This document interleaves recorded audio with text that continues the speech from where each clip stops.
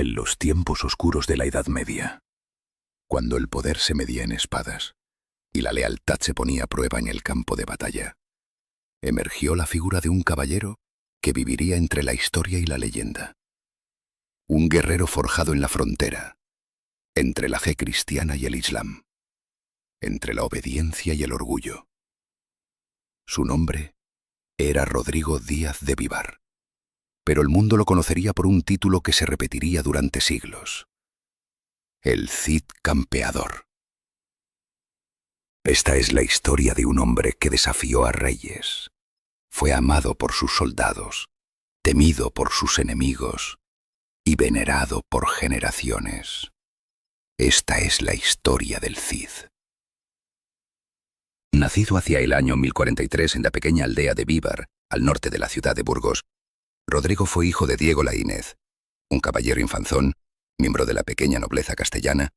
Desde sus primeros años respiró el aire áspero de Castilla, una tierra dura, llena de tensiones, donde la frontera entre cristianos y musulmanes era difusa, y donde el acero muchas veces hablaba antes que la ley.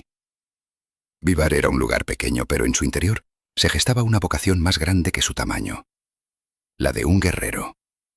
Desde muy joven, Rodrigo fue enviado a la corte del rey Fernando I de León y Castilla, donde fue educado como paje y escudero. Allí compartió formación con el príncipe heredero Sancho, con quien desarrolló una amistad que luego se transformaría en lealtad militar.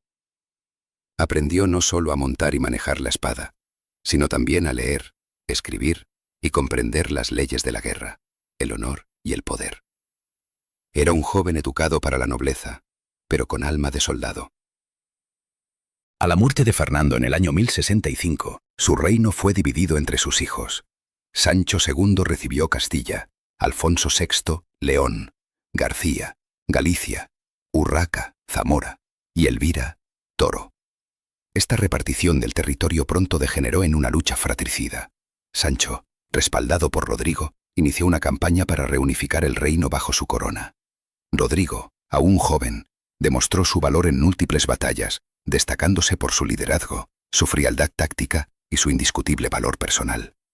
Fue durante estas campañas cuando ganó el título de campeador, un término que hacía referencia a su habilidad para liderar en batallas campales. El vínculo entre Rodrigo y Sancho era fuerte. Lo convirtió en su alférez real, el comandante de sus ejércitos.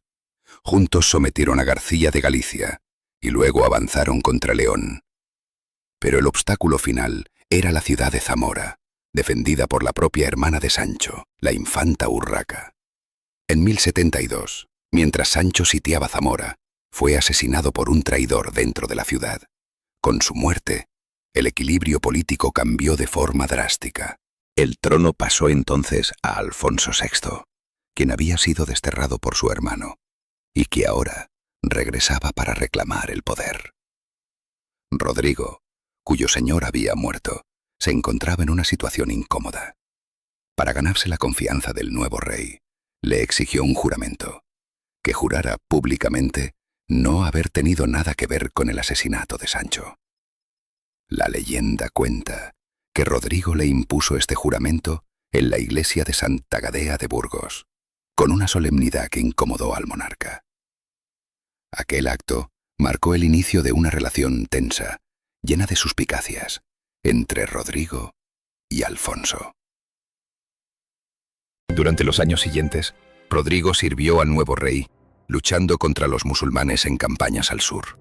Se casó con Jimena Díaz, prima de Alfonso VI, uniendo así su linaje al de la nobleza más alta del reino. Tuvieron 3 hijos, 2 hijas, Cristina y María, y un hijo, Diego. Rodrigo era ya uno de los hombres más poderosos de Castilla, pero el equilibrio era frágil. En 1081, tras realizar una expedición militar en Toledo, un reino musulmán aliado de Alfonso sin autorización, Rodrigo fue desterrado. El rey, influenciado por la nobleza rival, lo acusó de actuar por cuenta propia. El Cid fue expulsado de su tierra, de su casa, de su rey. Sin embargo, no cayó. Se reinventó.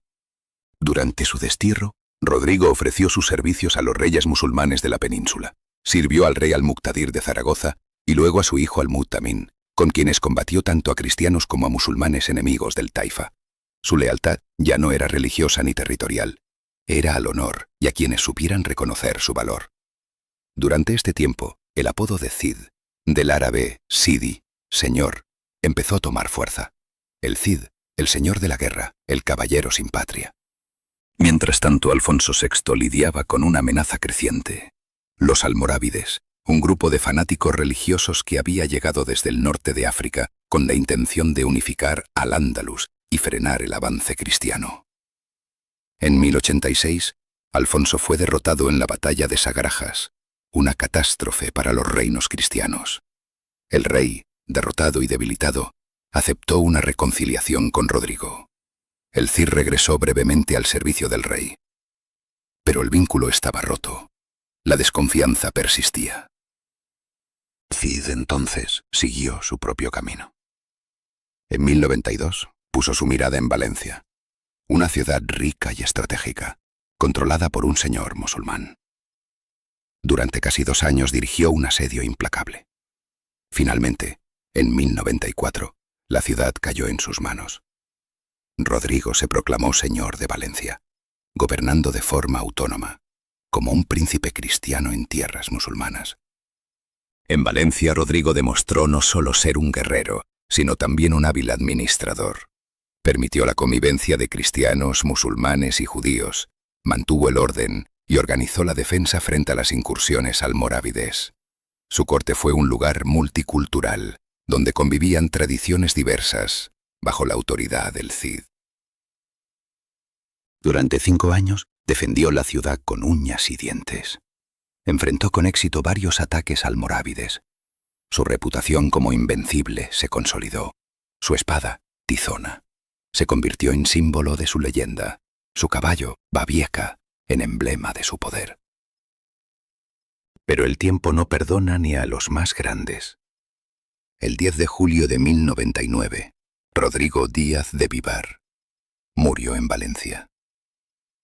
Tenía cerca de 56 años.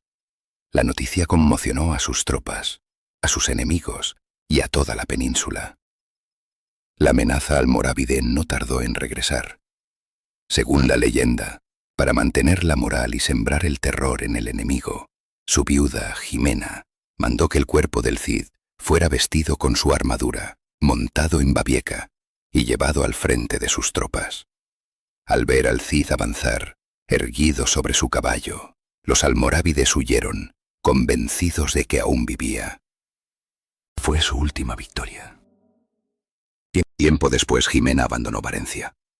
La ciudad fue tomada por los almorávides, pero el legado del Cid ya estaba sellado. Rodrigo Díaz de Vivar fue enterrado en el monasterio de San Pedro de Cardeña, y más tarde sus restos fueron trasladados a la Catedral de Burgos, donde yacen junto a los de su esposa. Su vida inspiró el Cantar de Mío Cid, la primera gran obra literaria en lengua castellana. Pero más allá de la literatura, el Cid es símbolo de la frontera, del honor que no depende de coronas, de la gloria que se gana por mérito propio. Fue héroe y mercenario, cristiano y aliado de musulmanes, noble y rebelde.